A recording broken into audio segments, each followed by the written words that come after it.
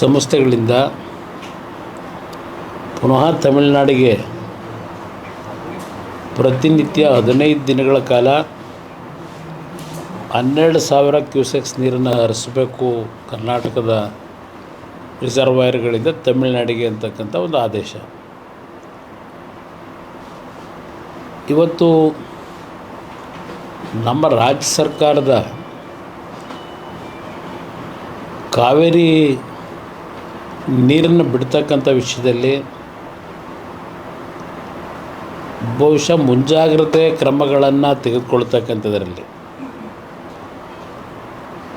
ತಮಿಳುನಾಡಿಗೆ ಹೋಲಿಕೆ ಮಾಡಿದಾಗ ಅಲ್ಲಿಯ ಸಿದ್ಧತೆಗಳನ್ನು ಅವ್ರು ಏನು ಮಾಡ್ಕೋತಾರೆ, ಮುಂಗಾರಿನ ಮಳೆ ಪ್ರಾರಂಭ ಆದ ನಂತರ ಯಾವೊಂದು 2018ರ ಸುಪ್ರೀಂ ಕೋರ್ಟ್ನ ತೀರ್ಪು, ಅದರ ಜೊತೆಗೆ ಟ್ರಿಬ್ಯುನಲ್ನಲ್ಲಿ ಆ ನ್ಯಾಯಮಂಡಳಿಯಿಂದ ಕೊಟ್ಟಂಥ ಒಂದು ತೀರ್ಪೇನಿದೆ, ಪ್ರತಿ ತಿಂಗಳು ಇಂತಿಷ್ಟು ನೀರು TMC ನೀರು ಬಿಡಲೇಬೇಕು ಅಂತಕ್ಕಂಥ ಒಂದು ಆದೇಶಗಳು ಪಾಲಿಸಬೇಕಾದಂಥ ಅನಿವಾರ್ಯತೆ ರಾಜ್ಯದ ಮೇಲೆ ಹೊರಿಸಿದ್ದಾರೆ.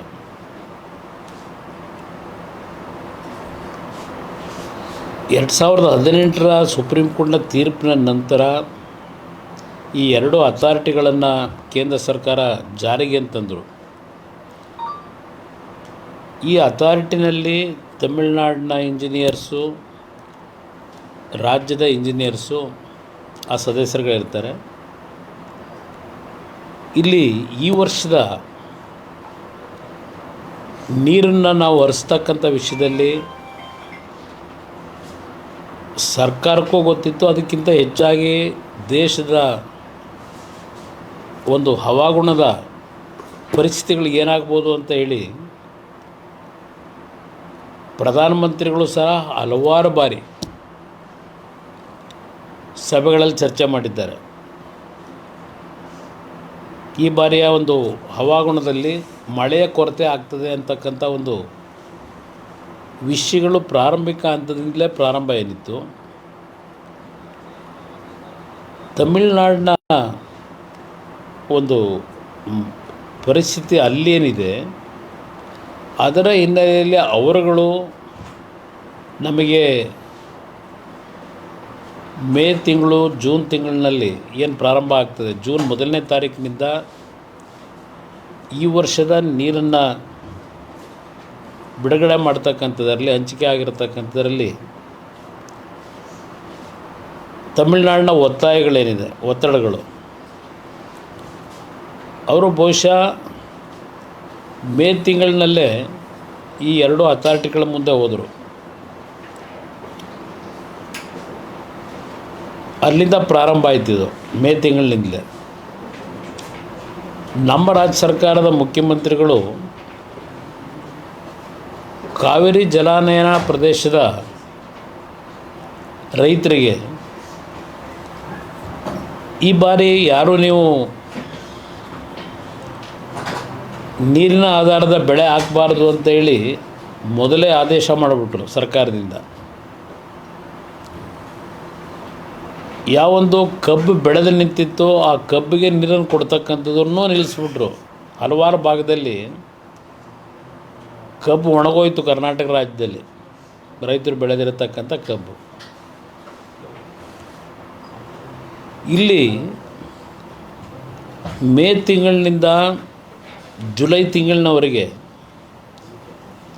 ಯಾವ್ಯಾವ ಹಂತದಲ್ಲಿ ತಮಿಳುನಾಡು ನಮ್ಮ 2 ಅಥಾರಿಟಿಗಳ ಮುಂದೆ ಒತ್ತಡಗಳನ್ನು ಹಾಕ್ತಾ ಬಂದರು.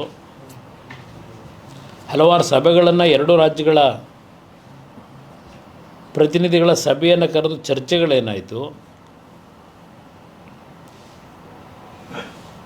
ಈ ಚರ್ಚೆಗಳ ಹಿನ್ನೆಲೆಯಲ್ಲಿ ಅಂತಿಮವಾಗಿ ಜುಲೈ 27, 28ನೇ ತಾರೀಕಿನ ತೀರ್ಪು 3.5 ಕ್ಯೂಸೆಕ್ಸ್ ನೀರನ್ನು ಬಿಡಬೇಕು, 3,500 ಕ್ಯೂಸೆಕ್ಸ್ ನೀರನ್ನು ಬಿಡಬೇಕು ಅಂತಕ್ಕಂಥದ್ದು ಆದೇಶ ಮಾಡಿದ್ರು. ಸುಮಾರು 4.5 TMC ನೀರನ್ನು ಬಿಡಬೇಕಾಯಿತು.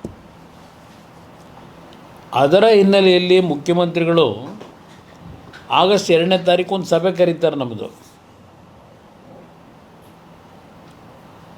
ಆಗಸ್ಟ್ 2ನೇ ತಾರೀಕಿನ ಸಭೆ ಏನು ಕರೆದ್ರು, ನಾವುಗಳೆಲ್ಲ ಏನು ಭಾಗವಹಿಸಿದ್ವು,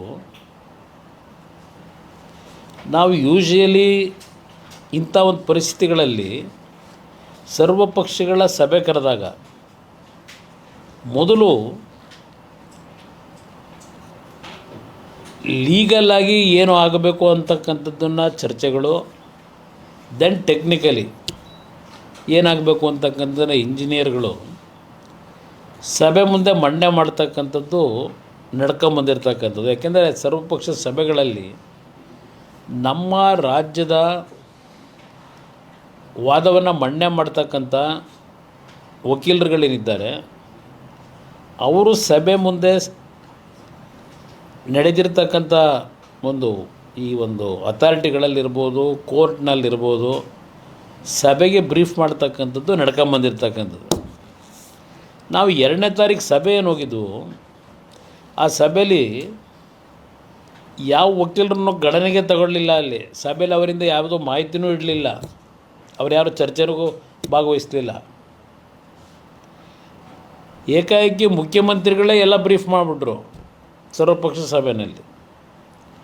ಭಾಳ ಸರ್ಟಿಫಿಕೇಟು ಕೊಟ್ಟರು ಎಲ್ರಿಗೂ, ಕೇಂದ್ರ ಸರ್ಕಾರಕ್ಕೆ, ಕೇಂದ್ರದ ನೀರಾವರಿ ಸಚಿವರಿಗೆ, ಎಲ್ರಿಗೂ ಉತ್ತಮವಾದ ರೀತಿಯಲ್ಲಿ ಸರ್ಟಿಫಿಕೇಟು ಕೊಟ್ಟಿದ್ದಾರೆ. ಅವರೆಲ್ಲ ಸಂಪೂರ್ಣ ಸಹಕಾರ ಕೊಟ್ಟರು ಅಂತಕ್ಕಂಥದ್ದನ್ನು ಅವರೇ ಹೇಳ್ಕೊಂಡಿದ್ದಾರೆ. ಇದಕ್ಕಿಂತ ಮುಂಚೆ ಈ ಸರ್ಕಾರ ಯಾವ ರೀತಿ ನಡ್ಕೋತಾರೆ ಅನ್ನೋದಕ್ಕೆ ಇಲ್ಲಿ ಕರ್ನಾಟಕ ಭವನದಲ್ಲಿ ಒಂದು ಸಭೆ ಕರೆದಿದ್ರಲ್ಲ, ಆಲ್ ಪಾರ್ಟಿ ಮೀಟಿಂಗ್, ಮತ್ತು ಸಂಸತ್ ಸದಸ್ಯರುಗಳ ಸಭೆ ಕರೆದ್ರು. ನಾನು ಆ ಸಭೆಗೆ ಹೋಗಲಿಲ್ಲ ಅಲ್ಲಿ, ಯಾಕೆಂದರೆ ನನಗೆ ನಮ್ಮ ಕುಟುಂಬದ ಕಾರ್ಯದಲ್ಲಿ ನಾನಿದ್ದೆ, ಆ ಸಭೆಗೆ ನಾನು ಹೋಗಿರಲಿಲ್ಲ.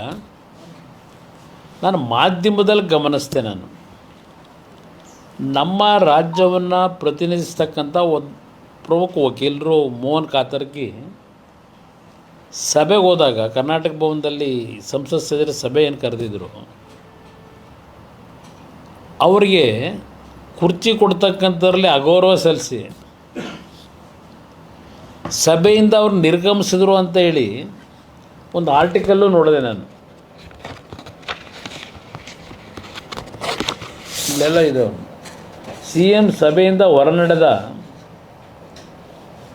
ಸುಪ್ರೀಂ ವಕೀಲ ಮೋಹನ್ ಕಾತರ್ಕಿ. ಈ ಸಭೆ ಕರೆದ ಉದ್ದೇಶ ಏನಾವತ್ತು, ಆ ಸಭೆಯಲ್ಲಿ ಯಾವ್ಯಾವ ಹಂತದಲ್ಲಿ ಏನೇನಿದೆ ನಮಗೆ ಪರಿಸ್ಥಿತಿ, ಈ ವಕೀಲರು ಎಕ್ಸ್ಪ್ಲೈನ್ ಮಾಡಬೇಕಲ್ಲ, ಏನೇನು ಡಿಸ್ಪ್ಯೂಟ್ಗಳಿದ್ದಾವೆ, ಮಾದಾಯಿದು ಏನಾಗಿದೆ, ಅಲ್ಲಿಂದ ಅಪ್ಪರ್ ಕೃಷ್ಣಾದ ಏನಾಗಿದೆ, ಅಪ್ಪರ್ ಭದ್ರಾದ ಏನಾಗಿದೆ, ಇದರ ಸಭೆಯಲ್ಲಿದ್ದಂಥ ಅಂಶಗಳು ಚರ್ಚೆ ಮಾಡಲಿಕ್ಕೆ. ಆ ವಕೀಲರಿಗೆ ಕುರ್ಚಿನ ಕೊಡದೆ ಸಭೆಯಿಂದ ಅವರು ಹೊರನಡೆದ್ರು ಅಸಮಾಧಾನವಾಗಿ ಅಂತಕ್ಕಂಥದ್ದನ್ನು ಮಾಧ್ಯಮಗಳು ನೀವೇನು ಬರೀತೀರಿ. ಇವರು ಎಷ್ಟರ ಮಟ್ಟಿಗೆ ಯಾವ್ಯಾವ ಹಂತದಲ್ಲಿ ನಮ್ಮ ಒಂದು ನಡವಳಿಕೆಗಳು, ಸರ್ಕಾರದ ಜವಾಬ್ದಾರಿಗಳನ್ನ ನಿರ್ವಹಣೆ ಮಾಡಬೇಕು,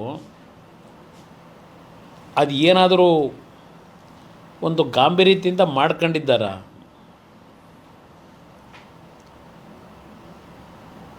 ಇಲ್ಲಿ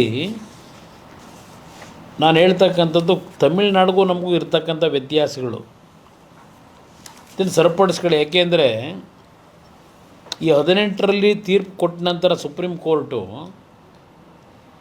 ಈಗ ಕಾವೇರಿ ಟ್ರಿಬ್ಯುನಲ್ನಲ್ಲೂ ಡಿಸ್ಟ್ರೆಸ್ನ ಪರಿಸ್ಥಿತಿಗಳಲ್ಲಿ ನೀರಿನ ಕೊರತೆ ಇದ್ದಾಗ ಡಿಸ್ಟ್ರೆಸ್ ಫಾರ್ಮುಲಾ ಏನು ಅಂತಕ್ಕಂಥದ್ದು ಅವರೂ ಹೇಳಿರಲಿಲ್ಲ.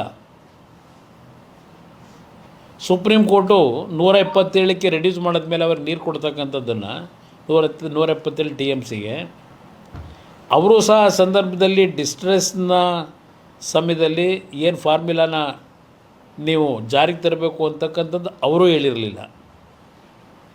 2023ರಲ್ಲಿ ಒಂದು ಸಮಸ್ಯೆ ಆಯಿತು, ನೀರಿನ ಸಮಸ್ಯೆ. ಅದು ಹೊರತುಪಡಿಸಿದ್ರೆ ನಿರಂತರವಾಗಿ ನೀರು ಹರ್ಕೊಂಬಂದಿದೆ. ನಾನು ಈ ರಾಜ್ಯದ ಮುಖ್ಯಮಂತ್ರಿಗಳಿಗೆ ಹೇಳ್ತಕ್ಕಂಥದ್ದು, ನೀವು ಮುಖ್ಯಮಂತ್ರಿ ಆಗೋದಕ್ಕಿಂತ ಮುಂಚೆ ಕಳೆದ 3 ವರ್ಷ ನೀವೇ ನೀರಾವರಿ ಮಂತ್ರಿಗಳು. ಈ 3 ವರ್ಷದಲ್ಲಿ ನಾನು ಕೇಳ್ತಕ್ಕಂಥದ್ದು, ಡಿಸ್ಟ್ರೆಸ್ ಫಾರ್ಮುಲಾನ ಯಾವ ರೀತಿ ನೀವು ಮಳೆ ಕೊರತೆ ಇದ್ದಾಗ ಜಾರಿಗೆ ತರಬೇಕು ಅಂತಕ್ಕಂಥದ್ದಕ್ಕೆ ನಾವು ನಮ್ಮ ವಕೀಲರುಗಳ ಮುಖಾಂತರ ಒತ್ತಾಯ ಹಾಕಬೇಕಾಗಿತ್ತು. ಇದನ್ನು ನಾವು ನೀರು ಬಂದಾಗ ಸಲೀಸಾಗಿ ನೀರು ಹರಿದೋಗ್ತದೆ, ನಾವು ಆರಾಮಾಗಿರ್ತೀವಿ. ಏಕೆಂದರೆ ನಮ್ಮ ರಾಜ್ಯದಲ್ಲಿ ಈ ಕುರ್ಚಿ ಹಂಚಿಕೆಯ ರಾಜಕೀಯನೇ ದೊಡ್ಡ ಮಟ್ಟದಲ್ಲಿ ಚರ್ಚೆಗೆ ಗ್ರಾಸ ಆಗಿರೋದು. ನಾಡಿನ ಜನತೆಯ ಸಮಸ್ಯೆ ಬಗ್ಗೆ ಆಗಲಿ, ಏನು ಪರಿಸ್ಥಿತಿಗಳಿದೆ ಜನರ ಸಮಸ್ಯೆ, ಇದು ಯಾವುದಕ್ಕೂ ಕಳೆದ 3-4 ವರ್ಷದಲ್ಲಿ ನಾವು ಅವರ ಬಗ್ಗೆ ಚಿಂತನೆ ಮಾಡದೇ ಇರತಕ್ಕಂಥದ್ದು ನಾವು ಕಾಣ್ತಾ ಇದ್ದೇವೆ. ನಮ್ಮ ಆದ್ಯತೆಗಳು ಕುರ್ಚಿ ಹಿಡಿಯೋದು ಹೇಗೆ ಅಂತಕ್ಕಂಥದ್ದಲ್ಲೇ ನಮ್ಮ ಆದ್ಯತೆಗಳು ಇಟ್ಕೊಂಡಿದ್ದೇವೆ.